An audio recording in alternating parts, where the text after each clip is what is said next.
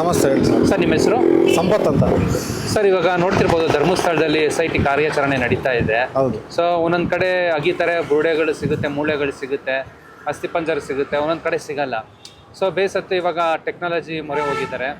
So ಇದನ್ನೆಲ್ಲ ನೋಡ್ತಿರೋ ಬೆಳವಣಿಗೆ ನಿಮ್ಗೆ ಏನು ಅನ್ಸುತ್ತೆ ಸರ್ ಧರ್ಮಸ್ಥಳಕ್ಕೆ? ಸರ್ ಟೆಕ್ನಾಲಜಿ ಮೊರೆ ಇವಾಗ ಹೋಗೋದಲ್ಲ ಸರ್, ಅದು ಯಾವಾಗ ಕಂಪ್ಲೇಂಟ್ ಆಯಿತು ಆವಾಗಲೇ ಹೋಗ್ಬೇಕಿತ್ತು. ಫಸ್ಟ್ ಆಫ್ ಆಲ್ ಡಿಲೇ ಮಾಡಿದ್ರು. SIT ರಚನೆ ಆಗಿದ್ದೇ ಎಷ್ಟೋ ದಿವಸ ಆದಮೇಲೆ ಅಷ್ಟು ಡಿಲೇ ಯಾಕೆ ಮಾಡಿದ್ರು? ಇಂಥ ಟ್ರೆಷರ್ ಅಂಡರ್ಗೆ ಇಂಥ ಮಿಷಿನ್ಗಳಿದೆ. ನೀವು ಮೂಳೆ ಹುಡ್ಕೋದಕ್ಕೆ ಇವ್ರಿಗೆ ಇಷ್ಟು ದಿವಸ ಬೇಕಾ ಸರ್? ಯಾವುದೋ JCB ಕರೆಸಿ ಆಗೋದು ಅಥವಾ ಯಾವುದೋ ಆಗ್ಲಿ ಏನು ಗುದ್ಲಿ ತಗೊಂಡೋಗಿ ಆಗ್ಯಾಕೆ ಹೇಳಿ ಅವ್ರಿಗೆ. ಇನ್ನು ಹಳೆ ಟೆಕ್ನಾಲಜಿಲೇ ಇದ್ದಾರೆ. ಎಷ್ಟು ಥರ ಇದೆ ಟ್ರೆಷರ್ ಅಂಟ್ಗಳು ಹೆಂಗೆ ಮಾಡ್ತಾರೆ ಸರ್? ಎಷ್ಟು ಥರ ಬಾಂಬ್ ಸ್ಫೋಟ್ಗಳು ಹೆಂಗಿದೆ ಮಿಷಿನ್ಗಳು ಸರ್? ಅದ್ರಲ್ಲಿ ಫೈಂಡ್ ಔಟ್ ಮಾಡೋಕ್ಕಾಗಲ್ವಾ ಮೂಳೆ ಇರೋದು ಒಳಗಡೆ? ಹೋಗ್ಲಿ ಹಂಗೆ ಇದೆ. ಎಷ್ಟು ಫ್ಲಡ್ ಬಂದು ಎಲ್ಲೆಲ್ಲಿ ಜರುಗಿರುತ್ತೆ, ಹೆಂಗೆ ಭೂ ಕುಸಿತ ಆಗಿದೆ ಅಲ್ಲಿ ಸಿಗುತ್ತಾ ಅದೆಲ್ಲ ಮೂಳೆಗಳು. ಬಟ್ ಇವರು ಇಂಟ್ರೆಸ್ಟ್ ತಗೊಂಡು ಮಾಡಬೇಕು ಸರ್. ಸುಮ್ಮನೆ ನಮ್ಮ ಜನ ಕಣ್ಣೀರು ಒರ್ಸೋಕ್ಕೋಸ್ಕರ ಮಾಡ್ತಾ ಇದಾರೆ. ಇದು ಹಿಂಗೆ ಮಾಡಿದ್ರೆ ಆಗಲ್ಲ. ಸ್ವಲ್ಪ ಸ್ಟ್ರಾಂಗ್ ಆಗಿ ಮಾಡಿದ್ರೆ ಎಲ್ಲರಿಗೂ ನ್ಯಾಯ ಸಿಗುತ್ತೆ. ಆಮೇಲೆ ಅದೊಂದು ದೊಡ್ಡ ಸ್ಕ್ಯಾಮ್ ಸರ್. ಧರ್ಮದ ಹೆಸರಲ್ಲಿ ಹಂಗೆಲ್ಲ ಮಾಡೋದು ತುಂಬಾ ವರ್ಸ್ಟ್ ಕೆಲಸ. ಬಟ್ ಅದನ್ನು ಲಾಯರ್ಸ್ ಶಿಫಾರಸ್ ಮಾಡಿದ್ದಕ್ಕೇನೆ ಟೆಕ್ನಾಲಜಿ ಮೊರೆ ಹೋಗಿರೋದು. ಹೌದು, ಲಾಯರ್ ಮುಂದೆ ಅಗಿಯೋದ್ರಲ್ಲೇ ಇರ್ತಾ ಇದ್ರು, ಮ್ಯಾನ್ಯುಯಲ್ ಆಗಿ ಅಗಿತಾ ಇದ್ರು. ಬಟ್ ಲಾಯರ್ಸ್ ಒತ್ತಾಯ ಮಾಡೋದ್ರಿಂದ ಸ್ವಲ್ಪ GPR ಅದು ಇದು ಯೂಸ್ ಮಾಡ್ತಾ ಇದಾರೆ. ಇದು ಇವಾಗ ಯಾಕೆ ಸರ್ ಯೂಸ್ ಮಾಡ್ತಾ ಇದಾರೆ? ಮುಂಚೆನೆ ಮಾಡ್ಬೋದಿತ್ತಲ್ಲ. ಸ್ಟಾರ್ಟಿಂಗ್ ಯಾವಾಗ ಬಂತು? ಈಗ ಲಾಯರ್ ಹೇಳ್ಕೊಟ್ಟು ಇವ್ರ ತಲೆಗೆ ಹೋಗ್ಬೇಕಾ ಸರ್? ಗೌರ್ಮೆಂಟ್ ತಲೆಗೆ ಮುಂಚೆ ಇಲ್ವಾ? ಹಂಗಾರೆ ಗೌರ್ಮೆಂಟ್ ಅಪ್ಡೇಟ್ ಆಗಿಲ್ವಾ? ಚಿಕ್ಕ ಮಕ್ಳು ಗೊತ್ತು ಸರ್ ಏನೇನ್ ಮಾಡ್ತಾರೆ ಅಂತ ಅಂದ್ಬಿಟ್ಟು. ಇವಾಗಿನ ಅಪ್ಡೇಟೆಡ್ ವರ್ಷನ್ ಇಲ್ಲ ಅಂದ್ರೆ ವಯಸ್ಸಾಗಿರೋನ್ ತೆಗೆದಾಕ್ಬಿಟ್ಟು ಯಾರು ಯಂಗ್ಸ್ಟರ್ಸ್ನ ಹಾಕಿ ಸರ್ಕಾರಕ್ಕೆ ಅವರೇ ಸರಿ. ಇಂಥವೆಲ್ಲ ಅಪ್ಡೇಟೆಡ್ ವರ್ಷನ್ ಯಾರು ಈಗ ತಲೆನಲ್ಲಿ ಅಂಥವ್ರು ಬರಕ್ಕೆ ಹೇಳಿ ಸರ್ಕಾರಕ್ಕೆ. ಸರ್ ಇವಾಗ SIT ಟೀಮಲ್ಲೇನೆ ನೀವು ನೋಡಿರ್ಬೋದು, ಭೀಮಾ ಅನ್ನೋ ವ್ಯಕ್ತಿಗೆ ಸ್ವಲ್ಪ ಬೆದರಿಕೆ ಆಗಿರೋದು ಇಂಥದ್ದೆಲ್ಲ ಆಗಿದೆ.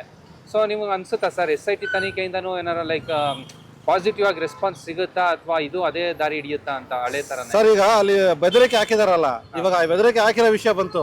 ಆ ಇನ್ಸ್ಪೆಕ್ಟರ್ ಏನ್ ಮಾಡಿದ್ರು? ಹೋಗ್ಲಿ ಅವ್ರನ್ನ ಸಸ್ಪೆಂಡ್ ಮಾಡಿದ್ರು, ಏನ್ ಮಾಡಿದ್ರು? ಯಾಕೆ ಟ್ರಾನ್ಸ್ಪರೆನ್ಸಿ ಹಾಕಿಲ್ಲ ಇದರಲ್ಲಿ? ಟ್ರಾನ್ಸ್ಪರೆಂಟ್ ಆಗಿ ತೋರಿಸ್ಬೇಕು. ಇವಾಗ ಇನ್ನ ಅವ್ರು ಆ ಟೀಮಲ್ಲಿ ಇದಾರಂತೆ. ಬೆದರಿಕೆ ಹಾಕಿದ್ಮೇಲೆ ಯಾಕೆ ಆ ಟೀಮಲ್ಲಿ ಕೊಂಡು ಏನ್ ಮಾಡ್ತಾ ಇದಾರೆ ಅವ್ರನ್ನ?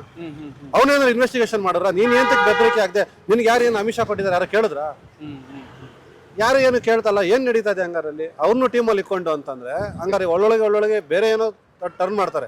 ಸೇಮ್ ಸೌಜನ್ಯ ಹೆಂಗೆ ಕೇಸ್ ಅಲ್ಲಾಡಿದ್ದು, ಇದನ್ನ ಅದೇ ರೀತಿ ಮಾಡಕ್ ಟ್ರೈ ಮಾಡ್ತಾ ಇದಾರೆ. ನೋಡೋಣ ಸರ್, ಇದು ಮಂಜುನಾಥ ಸ್ವಾಮಿನೇ ಕಾಪಾಡಬೇಕು ಸರ್. ಇದು ಬರೀ ಸೌಜನ್ಯ ಕೇಸ್ ಮಾತ್ರ ಇತ್ತು. ಸೊ ಈ ಸಮೀರ್ ಮಾಡಿದ್ಮೇಲೆ ವಿಡಿಯೋಯಿಂದ ಎಷ್ಟೋ ಕೊಲೆಗಳ ಪ್ರಕರಣ ಹೊರಗಡೆ ಬಂತು.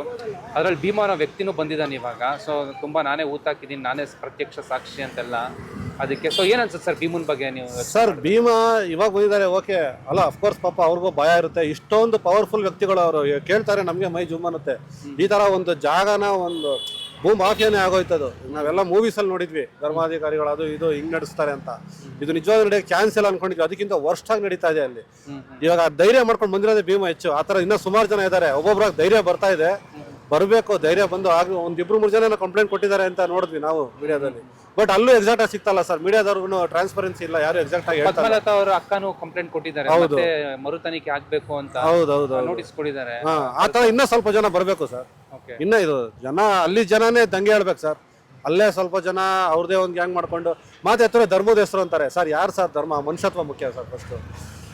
ಸರ್ ಇವಾಗ ಊರಲ್ಲಿ ಧರ್ಮ ಅಂತ ಅಂದಾಗ ಇವಾಗ ಯೂಟ್ಯೂಬರ್ಸ್ ಹೋದಾಗ ಅಲ್ಲೇ ಮಾಡಿದ್ದಾರೆ, ಬೆದರಿಕೆ ಹಾಕಿದ್ದಾರೆ, ಹೊಡೆದಿದ್ದಾರೆ, ಮಾರಣಾಂತಿಕ ಅಲ್ಲೇ ಮಾಡಿದ್ದಾರೆ. ಹೌದು ಸರ್. ಇವಾಗ ರಜತ್ ಅವ್ರು ಹೋದಾಗ ವಿಷಯ ನಡೀತು ನೋಡಿ. ರಜತ್ ಅವ್ರು ಎಷ್ಟು ಓಪನ್ ಆಗಿ ಹೇಳ್ತಾ ಇದಾರೆ, ಏನೇ ನಡೀತು ಅಂತ ಅನ್ಬಿಟ್ಟು ಅಷ್ಟು ಧೈರ್ಯವಾಗಿ ಹೇಳ್ತಾ ಇದಾರೆ. ಆಕ್ಚುಲಿ ಕಾಮನ್ ಮೆನ್ಸ್ಗೆ ಸ್ವಲ್ಪ ಹೇಳಕ್ ಆತರ ಯೋಚನೆ ಮಾಡ್ತಾರೆ.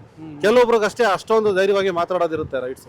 ಅವ್ರು ಮಾತಾಡ್ತಾ ಇದಾರೆ, ಅಲ್ಲಿರೋ ಜನ ಮಾತಾಡಕ್ಕೆ ಎದುರ್ಕೋತಾ ಇದಾರೆ. ಅವ್ರಿಗೆ ಬರ್ಬೇಕು ಸರ್ ಧೈರ್ಯ. ಅದು ಹೌದು, ಅವ್ರು ಏನ್ ನೋಡಿದಾರೆ ಅದನ್ನ ಮಾತಾಡಕ್ ಧೈರ್ಯ ಬರ್ಬೇಕು ಸರ್. ಕೊನೆಯದಾಗಿ ಪ್ರಶ್ನೆ, ನ್ಯಾಯ ಸಿಗುತ್ತಾ? ಏನ್ ಅನ್ಸುತ್ತೆ ಸರ್?